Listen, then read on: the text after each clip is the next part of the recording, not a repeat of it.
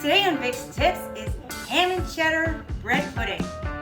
Everybody's gonna love that crispity, crunchy top and that yummy, decadent center with pops of ham, gooey cheese, and then every once in a while you get a crispy, tender apple. It's a freshness that keeps you coming back for more. You just keep digging in. It's a treasure in everybody. Let me show you how to make it. Pour the bread soaking mixture into a nice big bowl. I'm gonna add 4 eggs. That's gonna give it your binder, give it some richness. 1½ cups of milk, just for that luscious umptious of it. A tablespoon of mustard. Your favorite mustard is good. Just depends on how mustardy you want it. A little bit of salt, not too much. The ham will be salty. And pepper. Okay, we're gonna whisk that up. For the bread, I have here an artisan's garlic bread, nice and crusty. Bought it yesterday, let it sit out so it's nice and hard. The stale bread's gonna absorb all that yumminess. This one is garlic, it has chunks of garlic throughout.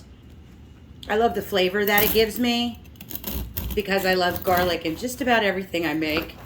We're gonna cut that into like 2-inch cubes. Use your favorite bread. If it's not stale, you could put it in the oven at a low temperature, like 200, for 15 minutes or so until it does get stale. It's real important because you want it to absorb all the milk and the eggs and and the flavors we get from the ham. Okay, once your bread's all chopped up, here we go. Everybody in the pool.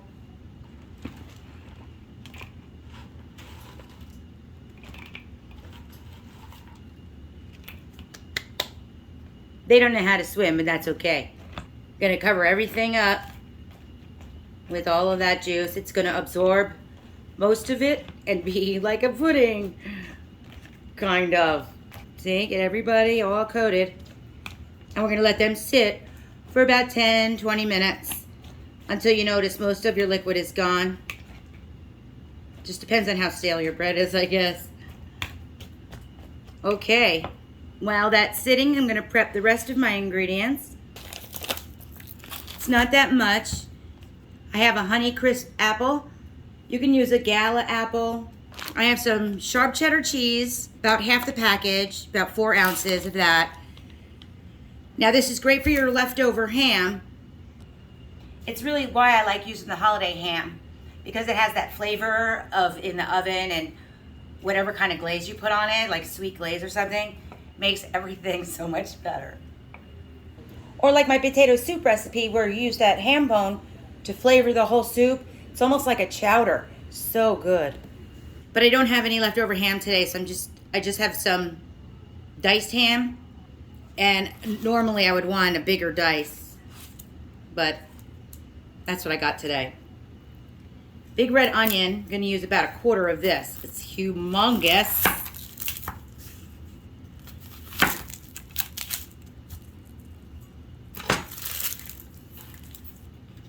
I'm just gonna chop these up. Just like that. You want your apples to be about 1.5 inches and your onions maybe 1/4, ½ inch, something like that. And your ham, I didn't have the leftover ham, so I bought diced ham. But I bought the wrong one. These are kind of tiny. So if you're gonna buy your ham, or even when you cut it for your leftover holiday ham, make it the same size as the apples. The apples are gonna, and every once in a while you'll get a pop of crisp, tender apple. It's a freshness that keeps you coming back for more. You wanna mix your bread around a little bit. See how all of the egg and milk mixture got all absorbed up in there? That's gonna be so yummy. Now everybody goes into the party. Got our onions, apples, ham, and cheese. Looking good already. Just fold that all together until it's incorporated well. I should have got a bigger bowl. I don't know what's wrong with me. I can't seem to use big bowls. And happens all the time, literally all the time. All right. Use a 3-quart pan, spray it well. Make sure it has a deep lid on it so everything stays together. You get a crispy outside and a nice chewy, flavorful inside. Even it all out. Put it in a 350-degree oven for about 40-50 minutes until it's got a crust on the top. And actually a toothpick comes out clean when you put it in the center.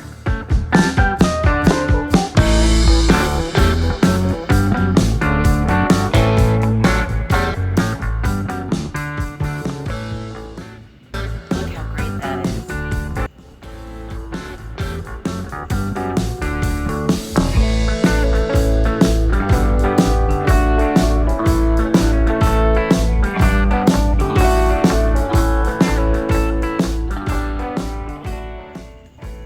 So good. It's going to be one of the best things you ever made. You're going to love this recipe, a real crowd pleaser. I sure hope you like my video, because I love making them for you. Check out my playlist of other leftover ideas. I'll see you next time.